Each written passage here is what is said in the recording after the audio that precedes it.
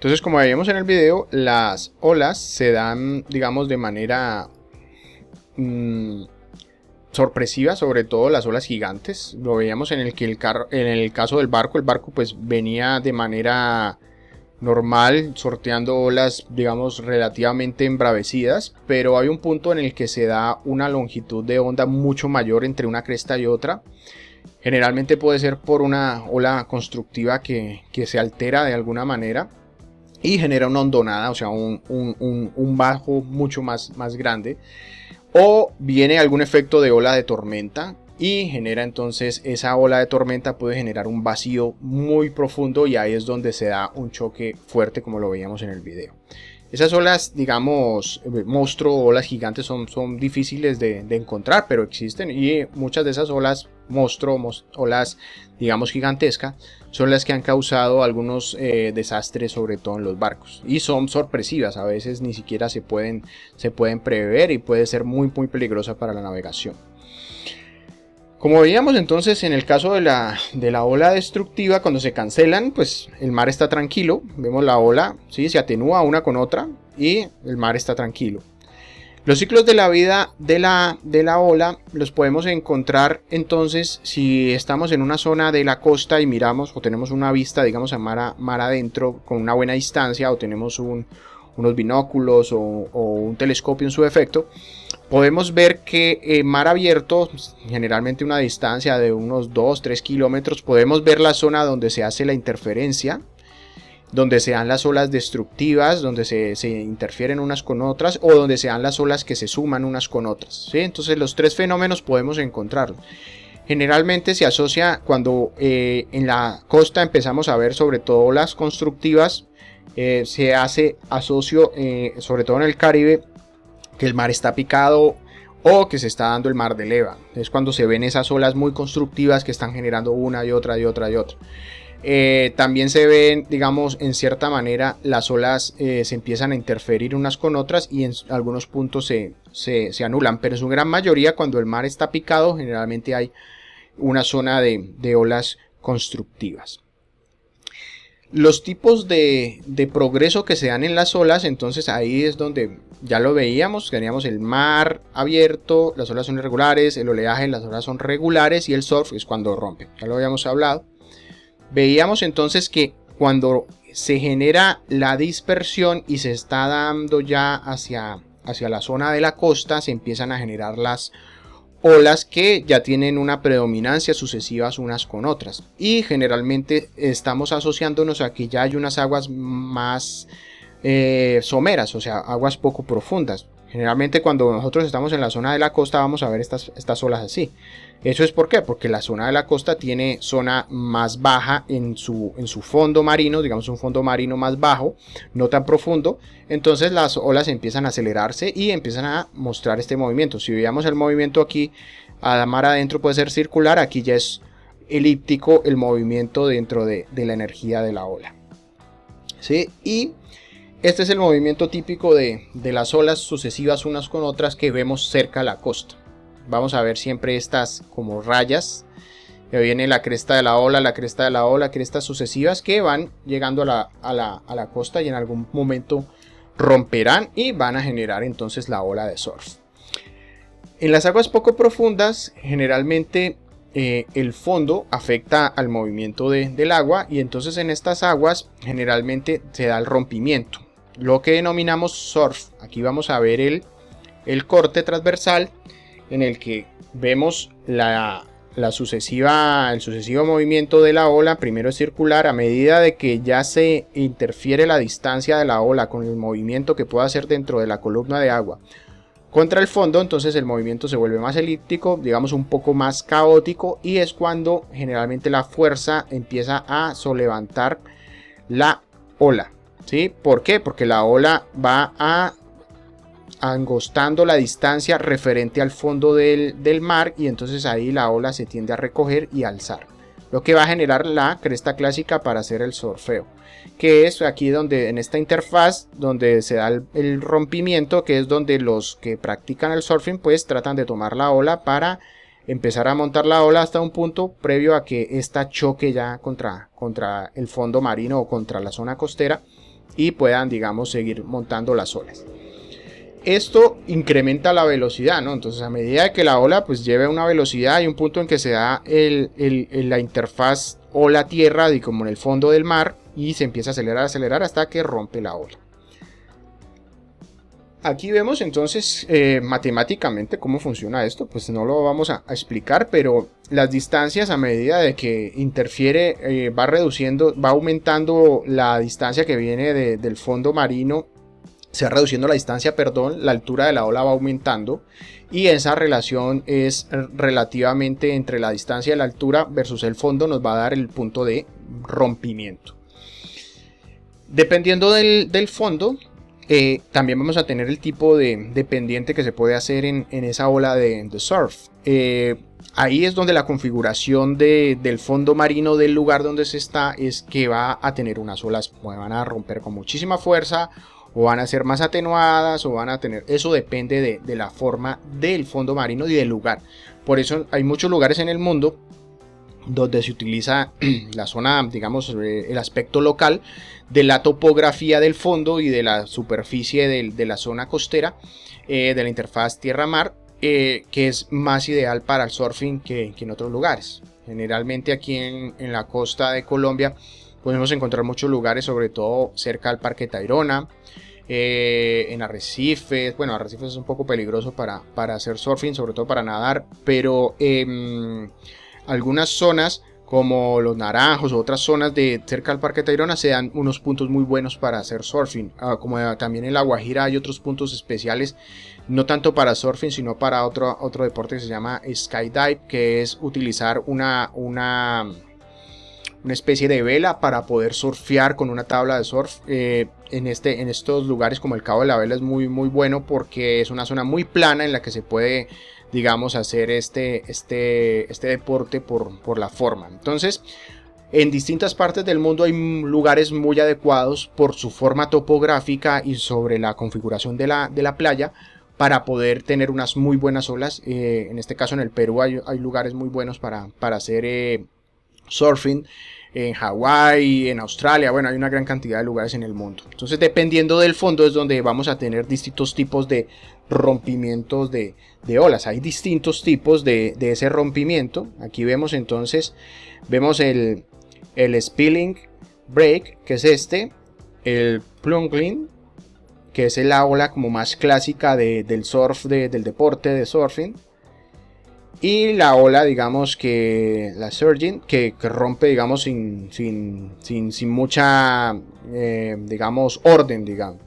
En ese caso, este tipo de olas, aquí vemos algunos ejemplos, sobre todo el segundo tipo de la clásica ola de surfear, que es la que nos muestra este fenómeno. Si lo vemos, por aquí hay una imagen que es muy diciente. En este caso, vemos cómo la ola de surfing genera una succión. Aquí se ve muy bien el fenómeno de abrasión y de erosión que generan las olas. Todo lo que hay en la interfaz de tierra-mar, obviamente la playa clásica, es porque todos los elementos generalmente se absorben hasta un punto y estos se chocan violentamente contra el mar. Por eso en la interfaz del surfing se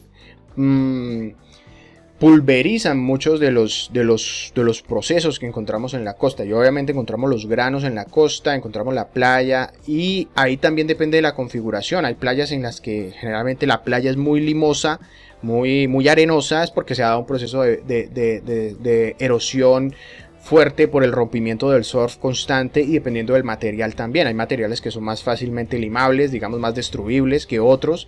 Eso depende del tipo de costa, porque la playa en proporción depende al tipo de costa en la que tenemos. Si nosotros tenemos una playa acantilada que tiene rocas graníticas muy fuertes, pues no vamos a tener playa, porque va a ser muy difícil moler así haya mucha fuerza de ola, va a ser muy difícil generar sedimentos por el movimiento de esto. Generalmente se harán acantilados o serán algunas playas, digamos, muy cortas.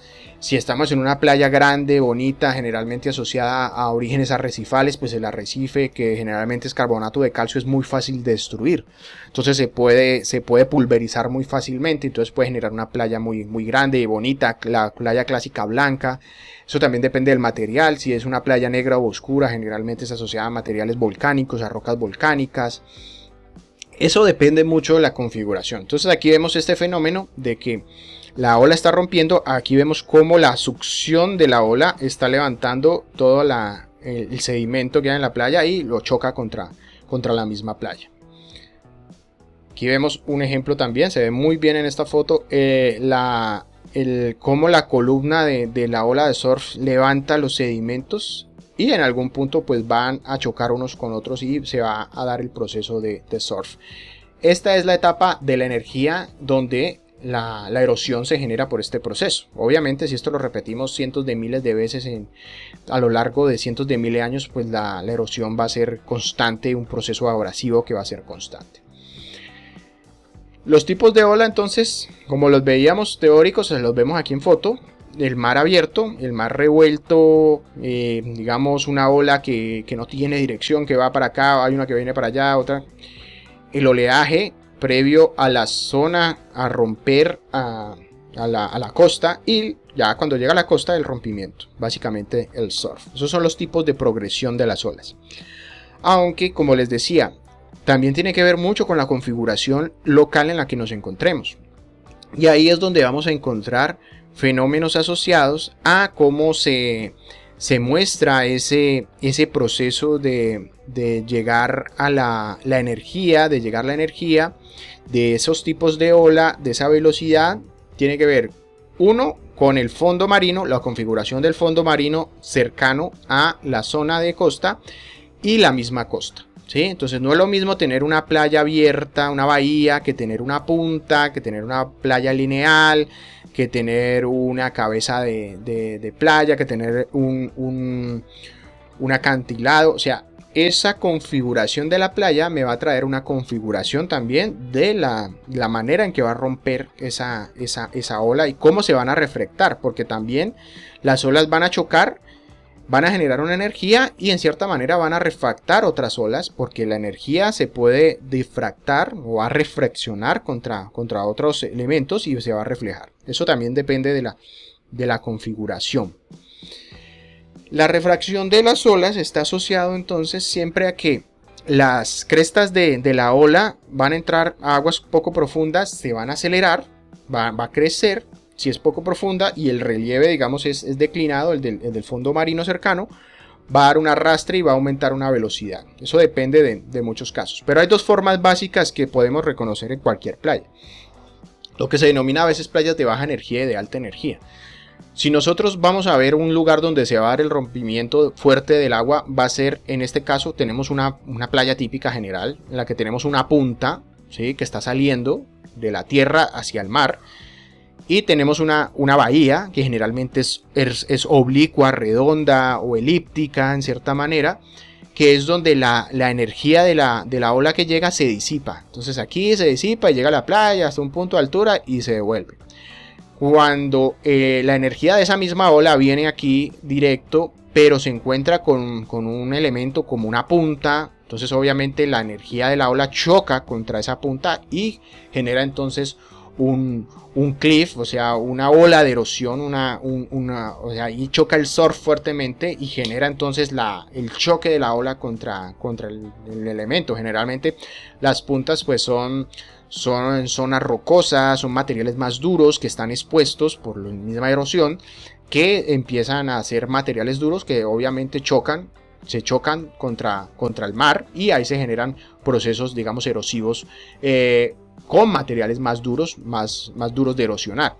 Y cuando la playa es, digamos, más abierta, digamos, más reflexiva, la playa pues asimila la energía y digamos que la refracta o la refracta en cierta manera. Vamos a ver un poco esto en el caso de las formas. Entonces las dos formas básicas, las clásicas, por lo menos si ustedes van a ir a una playa, generalmente en la playa están los espigones, que son las construcciones lineales que se ponen para evitar la erosión.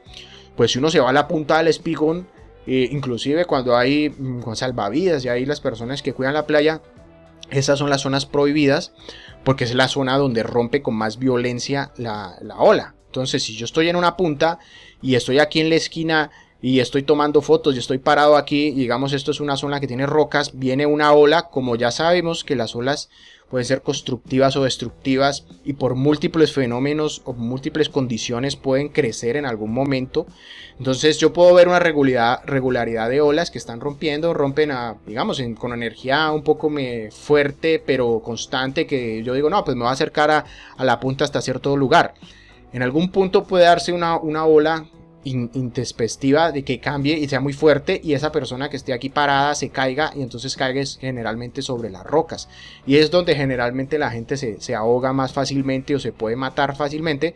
Es porque se van a las zonas donde hay una reflexión más fuerte, porque son puntas o son zonas salidas como un muelle o una zona de rocas que están entrando en una punta o en una zona como un cabo o algo, o en el caso de una playa normal que tiene un rompeolas, se van hasta la punta del rompeolas y en esa punta donde rompen las olas va a ser más fuerte, y por alguna ola que sea esportánea, digamos en un tamaño más grande, puede llevarse la gente y caerse al mar y ahogarse o golpearse contra las olas, porque ya sabemos que son olas repetitivas. Entonces si yo me caigo en la zona de rocas o la zona donde rompe fuertemente, voy a caer ahí y voy a estar en peligro porque la misma ola me va a chocar contra las rocas, y entonces muchas personas se pueden morir ni siquiera ahogados, sino por los golpes de la misma roca, o sea, de las olas contra las rocas, que puede pues causarle un golpe a una persona en la cabeza o romperle un brazo o muchas contusiones. Entonces en estas zonas son las zonas más peligrosas para nadar o para aventurarse. Uno generalmente debe aventurarse en las zonas de playa más abierta, generalmente una playa que sea una bahía, que tenga la forma amplia de la playa, elíptica, para que las olas se refracten y no choquen y generen, digamos, unas turbulencias que sean peligrosas, sobre todo para la gente. En este caso, esas son las dos maneras, cuando se refracta y cuando se choca. Entonces, la energía a menudo se centra en las zonas que están salidas, como que las cabeceras, los golfos, las puntas, las barras. Si hablamos de un fenómeno, entonces de una construcción, un muelle, sí, lo que esté salido, lo que está acorde con la reflexión de la onda, entonces es donde se disipa, porque aquí se disipa la energía. Aquí la energía se concentra y se choca, y es peligroso en el caso de que uno se acerque y esté nadando por ahí. Las bahías entonces generan baja energía y las salidas hacia el mar generan alta energía. Entonces, la playa, nosotros generalmente nos bañamos en la playa que hace referencia a la bahía o que tiene una forma larga en la cual la energía se disipa. No nos bañamos en las zonas de la punta de la playa donde hay morros, donde hay digamos zonas que están entrando hacia el mar, porque estas son las zonas más peligrosas en cuanto a la seguridad de estar en esas zonas, y son las que mayor erosión y mayor influencia de la energía tenemos. También existe otro fenómeno que en este caso la reflexión hace referencia a la dirección, ¿sí? En la playa, en muchas zonas, generalmente la playa, la energía viene en diagonal, así como lo vemos. Nosotros estamos, esta zona sería la zona de tierra, estamos parados sobre la playa, y la energía generalmente, la ola o el mar viene así lo podemos ver de manera cierta de frente, generalmente viene dado porque viene en un cierto ángulo de ataque. Ese ángulo generalmente es asociado a que ese ángulo oblicuo da un nivel de reflexión mucho más alto a la playa, ¿sí? Entonces cuando la playa es larga, vamos a ver que si digamos no tenemos una zona como una bahía, sino que tenemos una playa lineal larga, generalmente en esa playa lineal larga la energía viene en diagonal. Vemos la playa y va chocando y va reflexionando una con otra, y se va dando alrededor de la zona de surf, que es cuando vemos el ejemplo de la playa, de la gente que surfea, que viene en la ola, la ola la va surfeando de lado a lado. A medida que va rompiendo, entonces digamos va rompiendo la ola, pero va desplazándose de manera digamos oblicua, ¿sí? Y por eso el surfista se va desplazando por una gran distancia hasta llegar a un punto en que la ola ya en la que va montado pues terminará rompiendo cerca a la playa. Entonces es donde este fenómeno de la refracción también tiene que ver con la forma de la playa. Aquí vemos un efecto de refracción sencillo. Esta es una onda física, ¿sí? A medida de que el ángulo es cambiado abruptamente porque la onda choca contra algo, que en este caso un ángulo, modifica su dirección y se da la refracción. En el caso de la onda en la playa, lo mismo, choca aquí y se da una refracción, se va dando una refracción a lo largo de la playa. Que más adelante veremos esto, hace referencia a la deriva de la playa. Aquí vemos otro ejemplo de cómo se difractan las olas. En este caso tenemos una zona de un mar abierto cerca a la zona costera, en la que tenemos unas barras, que son estas, digamos, barras de arena, o pueden ser unas barras hechas por el hombre, o pueden ser una barrera natural, en la que las olas rompen, digamos, vienen de frente, alcanzan a romper esta parte. Hay olas que van a reflejar contra este punto, otras contra este punto, se van a intersectar, digamos, van a refractarse y van a seguir, digamos, hacia la bahía interior, generando entonces unas olas que van a estar difractadas. Aquí vemos en el ejemplo, en esta parte, es un experimento físico, se comporta de la misma manera porque es una onda. Entonces la difracción ocurre cuando esta onda se viene, digamos, del punto exterior, trata de pasar por un punto la onda y se chocan. Aquí entonces esta onda empieza a salir y esta onda empieza a salir y se empiezan a reunir en un punto, y estas dos se, digamos, se difractan en cierta manera y también se interrumpen en cierto punto. Entonces, si nos damos cuenta, dependiendo de la configuración de la zona marina, vamos a tener algunos fenómenos de cómo romperán esas olas, y esas olas van a traer menor o mayor erosión, o van a tener, digamos, un mar más embravecido, o unas olas que van a ser más peligrosas o van a ser más calmadas. Eso depende de muchas configuraciones del lugar donde lo encontramos. Aquí vemos otro ejemplo. Entonces, en este caso solo hay una onda, digamos, un punto por el cual se estrangula la dirección, ¿sí? Entonces la onda llega a este punto, se estrangula y entonces empieza a difractar por todo el mar, o por el mar abierto que hay posterior a estas barras. Este es un ejemplo de cómo se refractan esas olas. La difracción en el caso de una isla es parecida, pero generalmente se da en la parte trasera o a la parte opuesta a donde viene la dirección de la ola. Aquí vemos entonces, viene la ola, mar abierto, digamos, esta es una isla en el mar. La ola es, digamos, choca contra la isla, y en algún punto ya la isla es envuelta y las ondas que se separaron de la dirección de onda inicial, que se separa en dos olas, se difractan, se intersectan en la parte trasera de la ola, entonces de la isla, perdón. Por esta zona, digamos, puede ser peligrosa para navegar porque va a ser un mar, digamos, un poco más picado que en el caso en el mar por la parte de frente de la isla. Probablemente las zonas que tengan algún proceso mayor de erosión puede estar dándose en la parte superior de la isla. De pronto aquí hay unas zonas más de acumulación, pero esta zona del mar acá, si hay un mar muy embravecido en ese momento donde se van a intersectar las olas, puede ser peligroso navegar en esta zona. Entonces así vemos cómo se difractan las ondas, ¿sí? En este caso la difracción se da en este punto. Aquí vemos la refracción, y aquí vemos, digamos, una refracción y una difracción en el caso de la isla en la parte trasera. Aquí vemos con unas imágenes de satélite cómo se ve estos fenómenos en cuerpos, digamos, reales. Vemos aquí la isla, inclusive ustedes pueden ver que hay como unas ondas alrededor de la isla. En este caso aquí también inclusive se alcanza a ver muy bien la zona de difracción entre esta espiga o esta zona salida de esta bahía y este islote o esta isla. Entonces aquí hay una interferencia entre esta zona, puede ser una zona peligrosa de navegar si uno no sabe pasar por este lugar. De pronto en un mar picado esto puede ser muy peligroso. En un día normal de pronto no puede ser tan peligrosa, pero si yo vengo en un barco o en un kayak o algo y hay una zona que un día que esté el mar muy agresivo, esto puede ser muy peligroso porque me puede llevar hacia las costas o me puede causar una difracción o un movimiento fuerte de las olas aquí, puede causarme algún percance.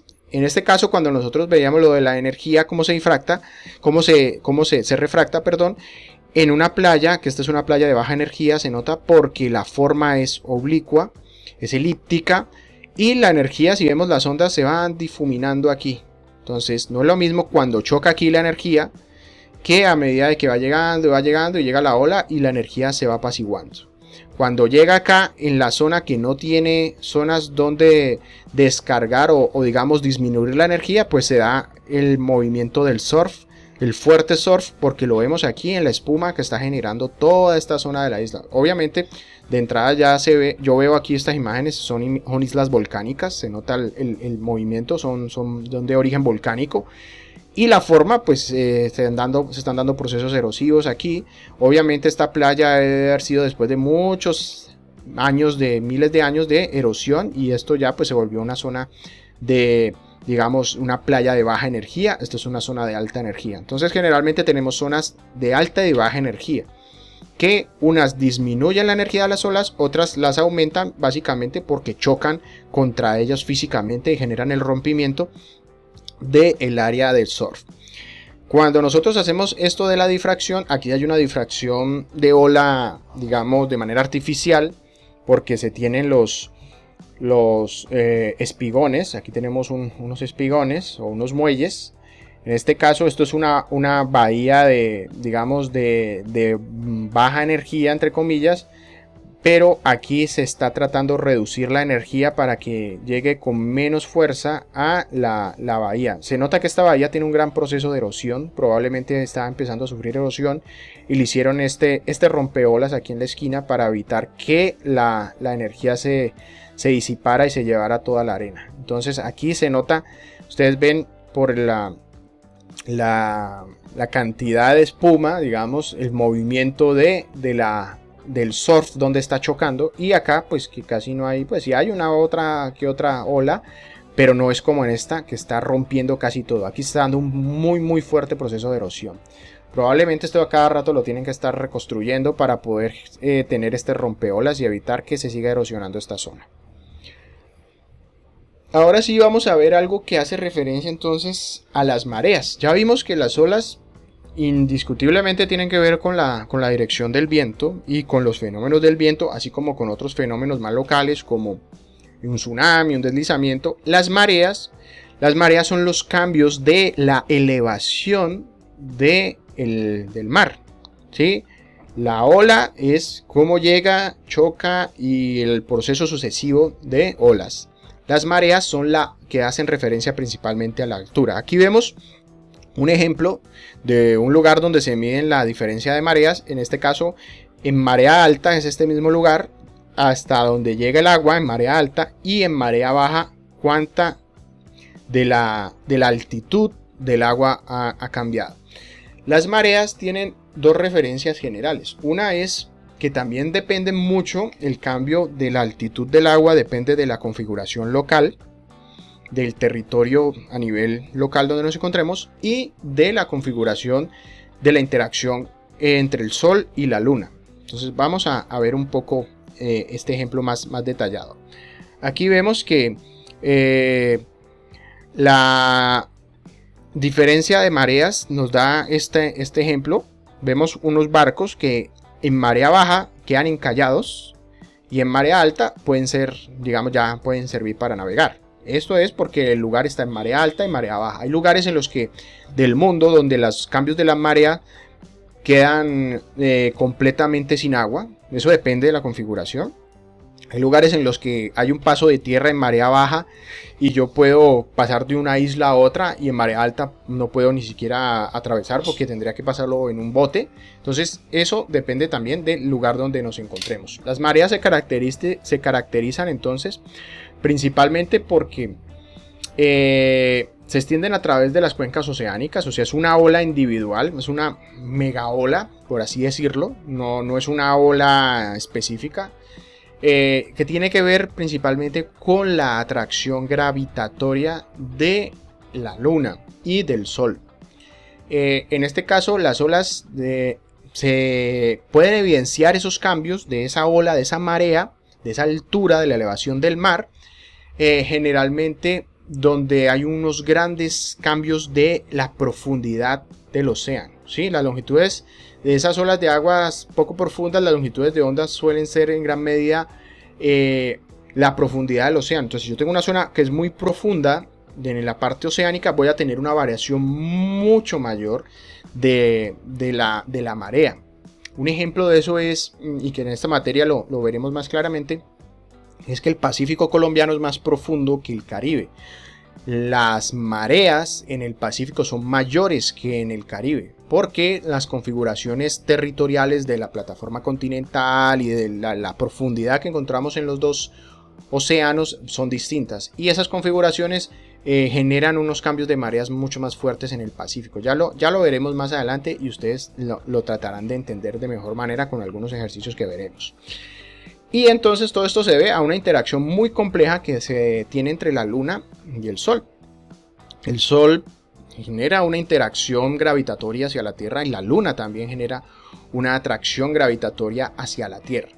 Esa atracción o esa fuerza gravitatoria generalmente nos trae unos movimientos muy fuertes entre las mareas. Y las mareas pues van a ser especialmente características de cambios alrededor de el lugar donde tenga una configuración más fuerte en profundidad cercana a la costa. Entonces ahí es donde el Pacífico se ve muy exacerbado en el término de las olas. Entonces, en el término de las mareas, perdón. A diferencia de las olas, las superficies no son impulsadas por el viento o tienen una influencia muy poca directamente del viento, tienen más influencia del Sol y de la Luna. Entonces ahí es donde se da el proceso principalmente por la fuerza centrífuga de la Tierra, que tenemos el giro, ¿sí? Recordemos que la Tierra está girando, está generando movimientos. Esos movimientos generan los movimientos de Coriolis. Entonces ahí es la fuerza centrífuga que genera la Tierra, genera unos movimientos. Eso también hace que suba y baje el agua. Y la atracción gravitatoria, entonces cuando yo tengo a la Luna o tengo al Sol, el Sol y la Luna ejercen una atracción magnética. Y eso hace que el agua de la Tierra, dependiendo del lado donde esté la Luna, o si está el Sol también, van a traer una atracción gravitatoria. Y va a hacer que el lado donde se encuentre la Luna o el Sol, van a hacer que se traiga más influencia, digamos que la marea se atraiga. Entonces si yo tengo la Luna encima mío, la Luna hace como un efecto magnético y hace que el mar suba. Igual el Sol hace un efecto que hace que el mar suba. Entonces si yo estoy en un lado de la Tierra, la marea va a subir en un lado y en el otro lado va a bajar. Y opuesto. Si yo estoy del otro lado, donde está del otro lado de la Tierra está subiendo y en el lado que estoy va a bajar. Entonces eso se debe a principalmente un fenómeno gravitatorio que son las mareas. Todas las masas, digamos aquí hablamos desde el punto de vista de la atracción gravitacional, todas las masas, o sea, todos los elementos que tengan masa, que tengan digamos un peso atómico, que tengan una masa, se van a ver atraídos entre sí. Si esto lo hablamos en términos espaciales, ¿no? Universales. Si yo estoy en el planeta Tierra y viene un meteorito pequeñito, generalmente si pasa muy cerca del área de influencia de la Tierra lo va a atraer y entonces el meteorito va a entrar a la atmósfera y se va a chocar contra la Tierra, dependiendo también del tamaño. Pero igual la Tierra y la Luna ejercen un proceso de atracción mutuo. La Tierra, como es más grande que la Luna, ejerce un fenómeno de atracción a la Luna. Por eso nosotros tenemos Luna. La Luna, que se cree que en el origen de la Tierra, la Luna y la Tierra eran dos planetas que chocaron. Y un planeta, en el caso de la Luna y la Tierra, se destruyeron. Los restos de la Luna y la Tierra quedaron en el aire, pues en el espacio. La gran mayoría de los restos se configuraron en un planeta que fue la Tierra y quedaron otros pequeños que se configuraron en la Luna. De todas maneras, la Tierra, al ser más grande que la Luna, terminó generando una atracción y esa simbiosis entre la Luna y la Tierra permitieron que la Luna de que la Tierra, perdón, desarrollara vida, porque primero que todo retrasó el giro de rotación de la Tierra. La Tierra cuando se creó tenía un giro muy rápido, o sea, los giros de día, digamos, podrían ser de horas. Entonces, si para que la vida en la Tierra se desarrollara necesitábamos los ciclos de vida que tenemos como el actual, que es de 24 horas, en el que 24 horas pasamos el fenómeno diario de un día, que tenemos luz, tenemos oscuridad, y esos ciclos nos permiten unos ciclos biológicos. Si la Tierra tuviera ciclos biológicos muy cortos, como decir horas, la vida como la conocemos de pronto no se hubiera desarrollado, o hubiera desarrollado otro tipo de vida. Entonces, también la velocidad más lenta de la Tierra permitió que tuviéramos horas de oscuridad y horas de sol. Porque si estábamos con una Tierra muy rápida que va en 2 horas da la vuelta, digamos, entre oscuridad y luz, pues muy difícil que los seres vivos se adaptaran a esos fenómenos tan rápidos, tan cambiantes. Entonces la Luna permitió muchos procesos, y en ese caso la atracción gravitatoria de la Tierra la ejerce sobre la Luna, pero la Luna también ejerce atracción gravitatoria sobre la Tierra. Y como la Tierra y la Luna giran alrededor del Sol, el Sol ejerce atracción gravitatoria sobre los dos.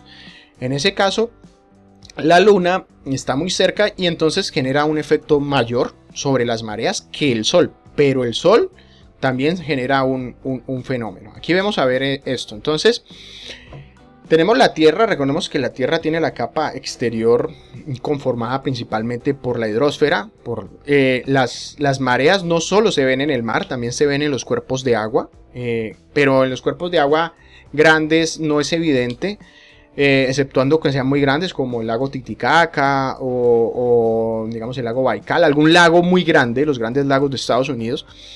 Pero en lagos pequeños, digamos en el lago Calima o en una represa, como estas fuerzas son muy grandes, sobre todo a medida que el cuerpo sea más masivo va a ser más evidente, no se pueden ver las mareas o no son evidentes a simple vista. Con algún aparato que mide las diferencias muy detalladas, sí se puede medir el efecto gravitatorio sobre cuerpos de agua intermedios como lagunas o lagos o represas, pero se mide sobre todo y se evidencia en cuerpos de agua muy grandes. En el lago Titicaca sí se puede ver el efecto de la marea, porque es muy grande. En los grandes lagos de Estados Unidos se pueden ver. En los océanos obviamente son gigantes, entonces se ven los efectos directos del cambio de la marea. Entonces, ¿qué es la marea? Básicamente tenemos la Luna y tenemos la Tierra con su hidrosfera, y vemos que se ejerce esa atracción, ¿sí? O sea, la Luna es como si elevara el nivel del mar, en este caso que estamos en el Caribe. Entonces cuando por este lado la Luna, digamos, llena completamente en su esplendor, está atrayendo gravitatoriamente el agua, lo está trayendo, digamos, por la fuerza de gravedad. Ejerce que el agua se vaya, digamos, de la Tierra hacia este fenómeno, se eleve, digamos, un poco por la atracción de la Luna. Y en el caso contrario, al otro lado, pues esta zona va a bajar, pues la elevación de la tierra, del agua va a descender, porque todo el agua se fue para un lado, digamos, de la Tierra. Y a medida que la Luna está girando, pues va a generar entonces que el agua se desplace hacia donde está la Luna. Pero también el desplazamiento se debe a la fuerza centrífuga. Entonces también se va a desplazar a un cierto punto el agua. Obviamente que estamos girando la Tierra es achatada hacia el ecuador. Vamos a tener que las masas de agua van a estar un poco más achatadas, más influenciadas por el giro hacia el ecuador. Y si le sumamos la Luna entonces va a hacer que esa agua se vaya hacia un lado y se atraiga. Entonces hacia el lado donde está la Luna se va a dar una marea que va a ser generalmente más alta, ¿sí? Y esa marea pues va a coincidir con que se va a elevar el nivel del agua, pero se va a elevar momentáneamente. No es que va a estar durante un tiempo, sino va a subir en un momento y va a bajar en otro momento, generalmente en transcurso del día. Las mareas entonces bajan y suben dependiendo del momento del día. Entonces hay marea alta y marea baja. Esas masas, entonces la Tierra al girar y la Luna al estar al frente de la Tierra, pues tenemos unas masas que son desiguales de agua. Tenemos agua, si recordamos un poco, la Tierra es un geoide y tiene formas, es amorfa, o sea, tiene unas zonas del océano que son más profundas, unas zonas de montaña que son más altas. Entonces el agua que rodea la Tierra no es la misma en todas partes. Hay más agua en un lugar y menos agua en otro. Entonces esas masas de agua son desiguales. Y el centro de rotación de la Tierra, entonces también en cierta manera es desigual, porque la Tierra no gira exactamente, la Tierra tiene una inclinación de 23 grados y medio. Entonces, al tener esa inclinación, también hace que se dé el fenómeno centrífugo, y ahí es donde las masas de agua se mueven principalmente por la rotación y por las mareas. Y ese alzamiento de agua que se ve por los dos fenómenos, pues nos van a dar entonces que se den las mareas. Aquí vemos el efecto de la rotación del movimiento centrífugo, ¿sí? A medida de que nos desplazamos del centro, pues vamos a tener entonces un movimiento centrífugo, que eso nos da el efecto de Coriolis. Cuando la luna entonces está en el otro lado, digamos que no hay una atracción, o si hay una atracción del lado que está mayoritariamente la luna, entonces se va a ir para el otro lado. Aquí vemos, en el anterior estaba la luna de este lado y se atraía. Digamos que aquí la luna de pronto se alejó un poco y entonces la marea se tendió a estabilizar. El centro de masa de la Tierra pues está muy generalmente ajustado a que el giro de la Tierra se debe o se regula principalmente por la luna. La luna es la que ha permitido que la Tierra no gire tan rápido, porque la luna es un freno natural. Entonces ese freno natural tiene que ver principalmente con las mareas. Las mareas, cuando la Tierra se creó y no tenía, digamos, un freno, entonces la luna, a medida de que se fue alejando, fue frenando, porque hacía que la marea en un lado creciera y en el otro bajara, creciera y bajara. Y eso fue lo que hizo que la Tierra se fuera ralentizando y que tengamos el ciclo de 24 horas de rotación, que es el giro que tenemos. Como la Tierra... la luna gira alrededor de la Tierra, pero el giro de la luna obviamente tiene unos ciclos, que ese es el ciclo lunar, y la Tierra gira alrededor del Sol, que tiene el ciclo digamos solar. Tenemos distintas fuerzas gravitatorias, y entonces no es el mismo efecto en todos los puntos, ni la misma atracción, porque también tenemos la forma distinta de la Tierra. Entonces las mareas no van a ser iguales en todo el mundo. Ahí depende de la configuración de la Tierra, el lugar, en la fecha donde estemos, si es luna creciente, si es luna nueva, si es luna vieja, si es, bueno, la que sea, y la configuración del territorio físico, de la parte marina y de la parte de la Tierra donde estemos.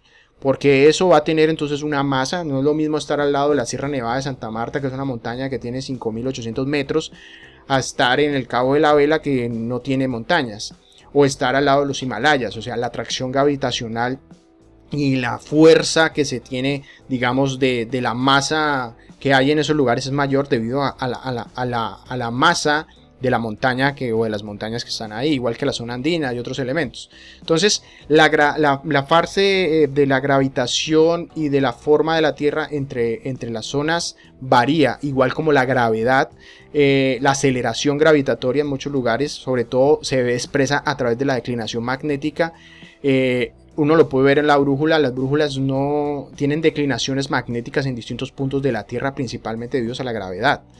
Eso también tiene en cuenta que la luna, al verse efectuada o al verse eclipsada en cierta manera con el Sol y con la Tierra, va a tener una afectación sobre las mareas. Aquí vemos entonces un ejemplo. Vemos la luna, es este puntito morado, está ejerciendo la atracción. A medida que la luna va rotando, entonces va ejerciendo una atracción hacia la luna, y ejerciendo, digamos, una atracción opuesta o manejando, digamos, bajando la elevación de los mares en el otro lado. A medida de que el sol también ejerce un efecto de mareas, pero no tan evidente como el efecto de las mareas de la luna. A medida de que la luna y el sol se van desplazando, o sea, cuando tenemos el sol y la luna en el mismo punto, pues vamos a tener la mayor cantidad de efectos de marea, que a ese momento le vamos a decir, digamos, la marea viva, o la marea más fuerte. A medida que cuando tenemos la luna opuesta al sol, ¿sí? Entonces vamos a tener una influencia entre la luna jalando de un lado y el sol jalando de otro. Cuando tenemos entonces la luna opuesta, el sol hacia un lado y la luna digamos hacia arriba o hacia abajo, entonces vamos a tener un efecto de la gravitación de las mareas más alto, sobre todo por el proceso de la luna. Pero cuando tenemos la luna y el sol mezclados, en este caso están opuestos, esa luna tiende a ser un poco más digamos, atenuada, ¿sí? Los mayores puntos de marea es cuando coincide el sol y la luna, y los menores es cuando coincide opuestamente la luna y el sol. Ahí es cuando se darán, digamos, la contrarrestación se va a contrarrestar la fuerza de la luna en un lado de la Tierra contra el sol que está de pronto en el otro, y cuando están coincidiendo los dos en un lado, pues se van a sumar esas fuerzas. Entonces eso hace que el océano se mueva para un lado y para otro, digamos sube o baje, y ese subir y bajar es que genera las mareas. Básicamente lo vemos en la energía que se disipa cuando se sube o se baja la marea. Y eso se va alrededor de los ciclos de la luna. Lo vemos muy comúnmente. La luna es la que denomina todas las mareas, lo que se denominan vivas o muertas, cuando está más cercana o más alejada, hace que si vemos las formas de las mareas empiezan a ser menos y mayores, ¿sí? Cuando está la luna llena completamente, entonces obviamente está la luna en su esplendor, o cuando está la luna llena y tiene la mayor atracción. Si eso coincide con el sol, entonces va a tener una mucho mayor atracción. Si no coincide, digamos, está más alejada, está menos, es menos la atracción, entonces vamos a tener unas mareas menos influyentes. Y esto obviamente en contexto del lugar de la Tierra donde nos encontremos, va a hacer que la marea sea distinta o más fuerte, o los cambios sean mayores o menores dependiendo del lugar de la Tierra. Aquí el modelo dinámico de las mareas, pues lo vemos, la luna atrae hacia la luna. Cuando está el lado de la Tierra donde está, vamos a tener la marea alta, y en el lado donde no está va a tener la marea baja. La interacción entre la luna, el sol y el punto en la fase donde se esté, pues van a dar mareas altas y mareas bajas. Unas más exacerbadas que otras dependiendo de la configuración, el año, el ciclo de la Tierra donde estemos, el punto donde estemos con el sol más cercano, con la luna más cercana, o con el sol más alejado y la luna más alejada. Eso dependerá de la traslación y la rotación como la tengamos. Las mareas entonces no tienen que ver nada con los tsunamis. Las mareas y los tsunamis son cosas distintas. Ya vemos que los tsunamis son olas, y las olas deben referencia principalmente al viento o a un movimiento asociado o a un terremoto o a un desplazamiento de agua o a un desplazamiento de energía en el agua que desplaza el agua. Y las mareas generalmente tienen referencia a que sí se puede generar una ola, pero es una ola giratoria que hace referencia a nivel mundial. O sea, no es una pequeña ola, es una ola que afecta a todo el océano o a todos los cuerpos de agua. Y esa cresta, digamos, y la bajada o sea, la subida y la bajada, la cresta y la bajada de la ola se ven a niveles planetarios. Se ven, entonces la cresta se vería cuando está la luna cerca de la Tierra, y la bajada cuando está en el lado opuesto, que se está, digamos, bajando el mar. Las olas estacionarias, entonces, como lo veíamos, también darse, digamos, a lo largo del mar. El oleaje es progresivo y termina generando el surf, pero hay olas estacionarias que generalmente están afectadas a los cuerpos de agua encerrados, como son los embalses, las piscinas. Esos seiches también se pueden ver un poco asociados con algunos fenómenos, sobre todo con el de las mareas, si lo vemos en términos generales. Pero este fenómeno lo podemos ver en los ejemplos encerrados, más que todo en los lagos y en los embalses. Vamos a ver un ejemplo, porque estos rotan en un punto fijo. Digamos que estamos en un embalse, esto sea un embalse o sea una laguna, y esa laguna va a tener un levantamiento del agua o va a tener un descenso del agua, dependiendo de algunos ejemplos. En cuerpos de agua muy grandes, digamos que no son el océano, es evidente este proceso también por las mareas. ¿Sí? Se puede ver en un cuerpo de agua muy grande como el lago Titicaca, que sí se puede ver las mareas. Pero en un cuerpo de agua grande, que digamos un lago Calima, no se puede evidenciar una marea, no se ve el efecto de las mareas, a menos que sea se ve muy pequeño, se necesita medir a un nivel muy detallado. Pero a niveles generales, esto no se puede medir fácilmente. En cuerpos de agua muy grandes como el lago Titicaca sí se puede. En el caso de los seiches, esas olas estacionarias, las olas estacionarias se deben principalmente al viento. Yo les explicaba que podemos encontrarlo en una laguna, en un lago, cuando el viento genera las olas y hace el desplazamiento, ¿sí? Olas estacionarias se le denomina esto. Entonces, en los cuerpos de agua, generalmente interiores, como los lagos, las lagunas, las represas, vamos a generar olas, y esas olas se denominan seiches porque son olas estacionarias principalmente por el viento, donde el agua es movida, digamos, por el viento de un lugar del embalse o de la laguna hacia el otro. Básicamente desplaza el peso del viento, empieza a generar ese arrastre y hace un levantamiento, digamos, constante.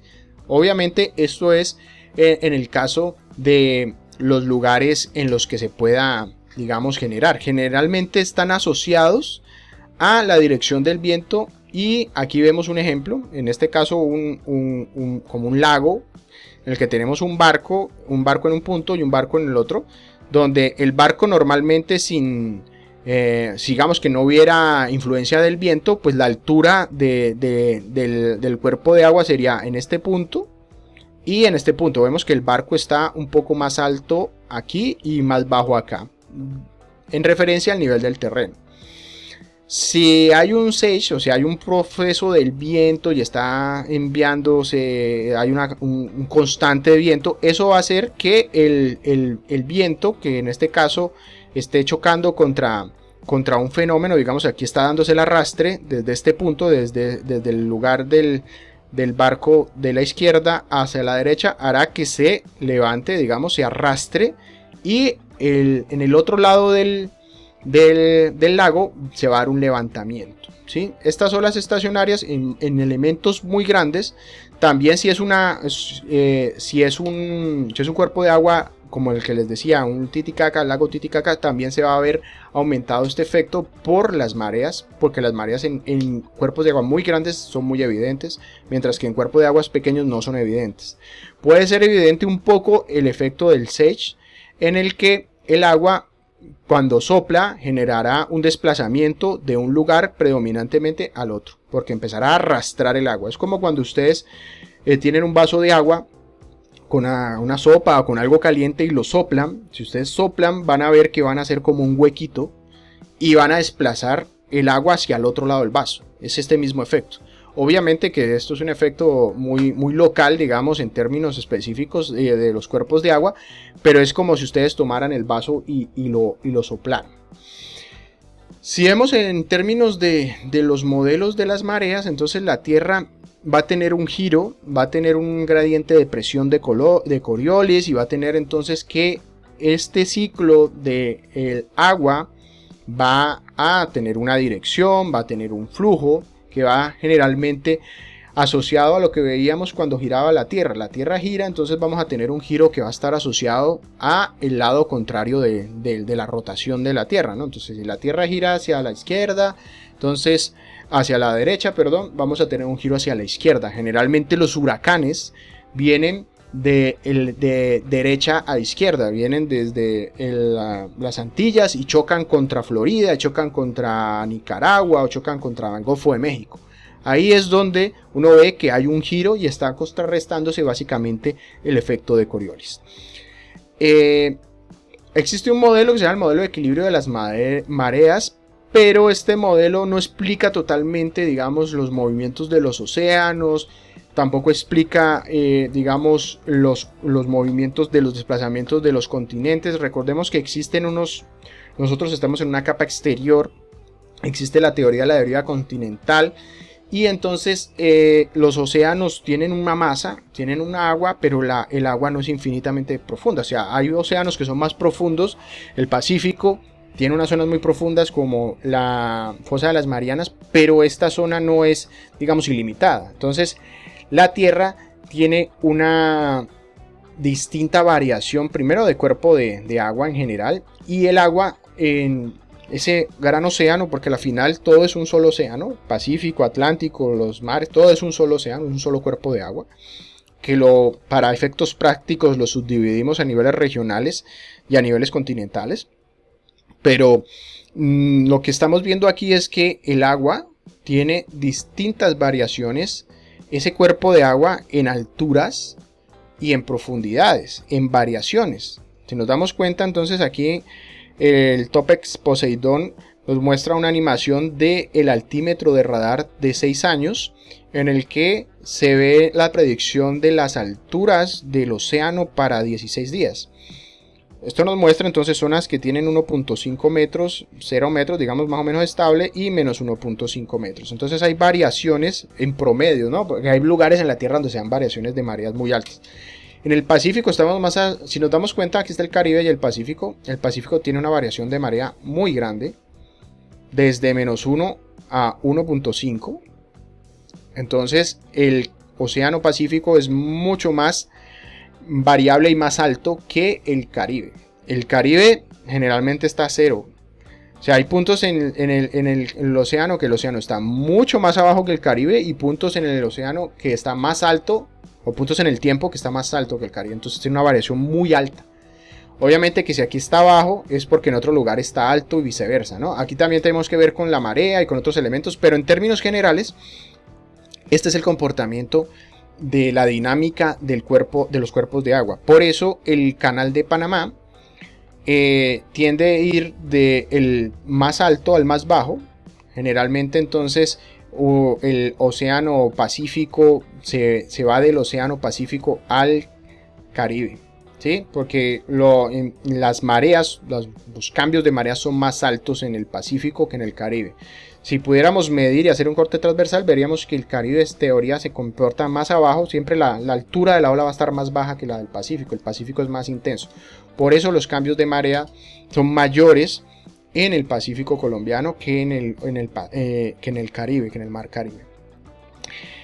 Las características claves entonces de la parte de la marea es pues, que la marea indiscutiblemente es fuerza gravitatoria, efecto de sol y luna.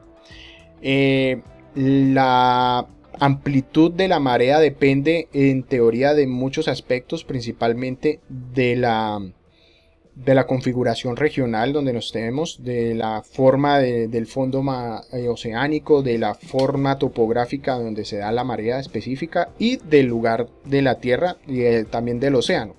Entonces el océano Pacífico generalmente tiene mareas más altas que el Caribe o que el Atlántico, entonces también depende de los lugares. La marea alta y la marea baja. La marea alta se denomina pleamar, es el momento en el que el agua del mar alcanza la máxima altura, y la marea baja o baja mar es el opuesto, donde alcanza digamos la parte más baja. Los rangos de mareas generalmente difieren en altura entre pleamar y bajamar. Y ahí es de cómo se caracteriza cada lugar. Cada lugar tiene diferentes rangos de mareas y diferentes horas y momentos en que la marea crece o la marea baja. No, la marea no es igual y ni crece ni baja igual en todas las partes. Generalmente los periodos dependen de la ubicación geográfica, entonces no es lo mismo la marea que hay en Cartagena que la que hay en Buenaventura, son completamente distintas. Así estemos más o menos en un lugar, así esté la luna y tengamos el sol y tengamos la posición geográfica va a variar. La marea puede variar 1 metro, 2 metros en un lugar, y en el otro lugar puede estar a menos 2 metros, o sea, dependiendo del lugar. Generalmente tiene variaciones de 12 horas, 25 minutos, el cambio de la marea, y en 24 horas de 30 minutos. Depende otra vez de los lugares donde nos encontremos, ¿sí? Aquí vemos un gráfico de Buenaventura en el que nos muestra la variación de la marea. Entonces, la altura mínima es de 0.7 metros de la variación de la marea. Entonces a las 0 horas tenemos 2 metros. A las 2 de la mañana 2 metros. A las, digamos, la más alta debe ser a las 3:36, tiene 3.7 metros. Entonces esto es 3:37 horas de la madrugada. Entonces la marea más alta. Por eso muchos de los pescadores, en la gran mayoría de los lugares de pesca, se pesca en la madrugada. Y esto pues lo explicaremos más adelante, sobre todo con la parte de pesca. Pero las mareas también influyen en la hora de pescar y en otros elementos de los ciclos de los biorritmos naturales y otras cosas más importantes. Entonces, si nos damos cuenta, los lugares, en este caso Buenaventura, tiene una variación de marea. A las 9:49 horas de la mañana, la marea está a medio metro, 0.4. Entonces, nos damos cuenta que en lugares como Buenaventura vamos a tener una variación de mareas muy grande. Casi más de 2 metros, más de casi de 2 o 3 metros. Creo que la variación promedio de Buenaventura es 2 metros 30 a lo largo del año.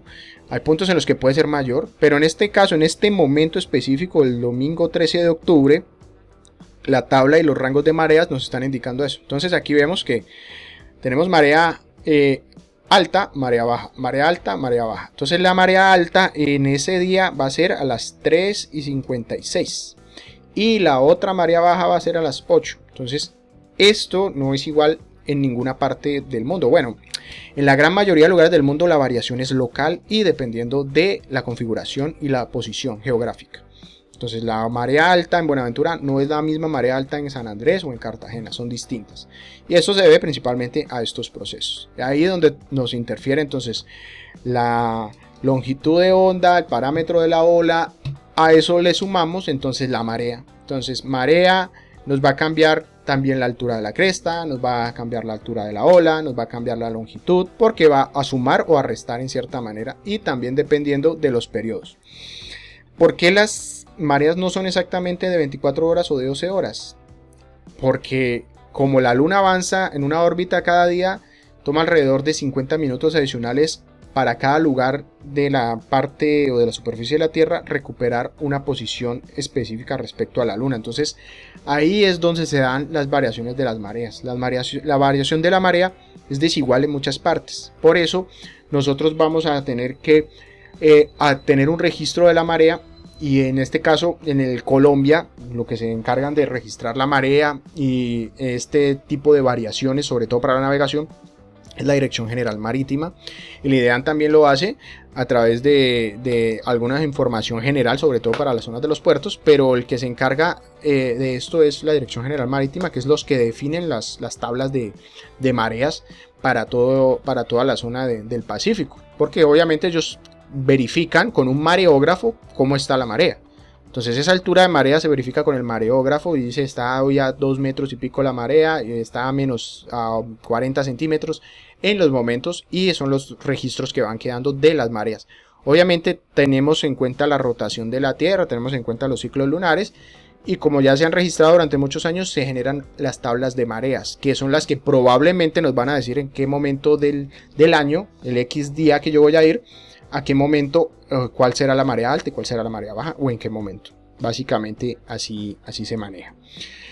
Los registros entonces serían diarios, semidiurno y mixto. Diario, pues, o diurno, perdón, debe tener una marea alta y una marea baja diariamente. Generalmente está dado por las latitudes altas. La semidiurna tiene 2 mareas altas y 2 mareas bajas diariamente. Entonces generalmente estamos en latitudes bajas. Esto hablamos de la ubicación del planeta. Y mixto hay 2 mareas altas y 2 mareas bajas diariamente, pero de forma desigual. Entonces son latitudes medias. Si nosotros nos damos cuenta, en Buenaventura tenemos 2 bajas y 2 altas. Eso coincide con el mixto, porque estamos en una latitud media. Nosotros estamos sobre el Ecuador. Entonces hay 2 mareas altas y 2 mareas bajas diariamente. Unas pueden ser desiguales. Si nos damos cuenta, no son iguales. En este caso, bueno, en este caso sí eran iguales, pero tienen una desigualdad muy grande entre una y otra. Eso es una diferencia de más de 3.3 metros. Es una variación muy grande. Para lugares donde la marea puede ser de 1 metro o de 2 metros, aquí tenemos una variación muy grande. Entonces, en ese caso, nos hemos devuelto. Estábamos en la parte de clasificación de registro diario. En este caso nosotros manejamos las mixtas. La clasificación por registro mensual, entonces marea viva, cuando se dan los rangos de mareas máximos y las mareas muertas. En este caso aquí también tenemos marea viva y marea muerta. Recordemos que sobre el Ecuador se da una de las más grandes influencias de todo tipo. Entonces aquí obviamente la influencia de la marea es evidente. Ya lo vemos en el Pacífico y en el océano y en el mar Caribe. Las mareas vivas y muertas, entonces las vivas ocurren cuando la Tierra y el Sol y la Luna están alineados, tenemos la mayor interacción, y las mareas muertas cuando el Sol y la Luna están alineados en ángulo recto entre sí. Entonces están opuestos, básicamente se están anulando las fuerzas. Aquí vemos entonces unos rangos de marea viva y marea muerta para dos puertos, el puerto de China y el puerto de Adelaida. En ese caso nos muestra las variaciones de los rangos de marea, sobre todo cuando tenemos las distintas fases, ¿sí? Ahí nos damos cuenta que hay una marea muy alta cuando está el Sol coincidiendo con la Luna, o la marea, digamos, neutra cuando se neutralizan, el Sol opuesto a la Luna.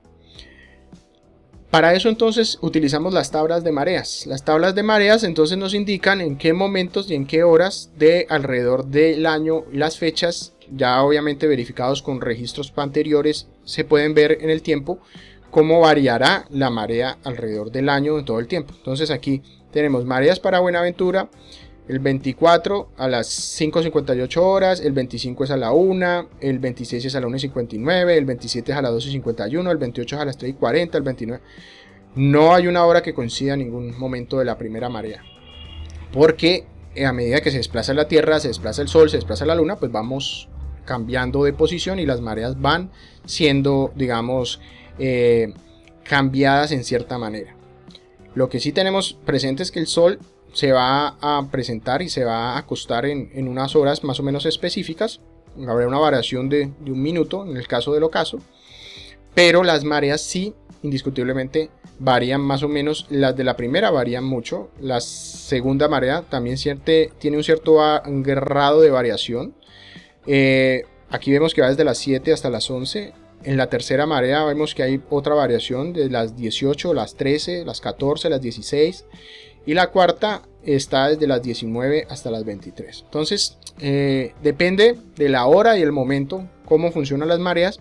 Y esto afecta no solo a la parte marítima y la navegación, sino a lo que se denominan los biorritmos. Muchos comportamientos asociados a los ciclos de los animales, de la vegetación, de la reproducción, de los peces, de los cangrejos, bueno, de muchos animales, sobre todo el desove de muchas especies marinas tiene que ver con los biorritmos asociados a los fenómenos de las mareas y los cambios.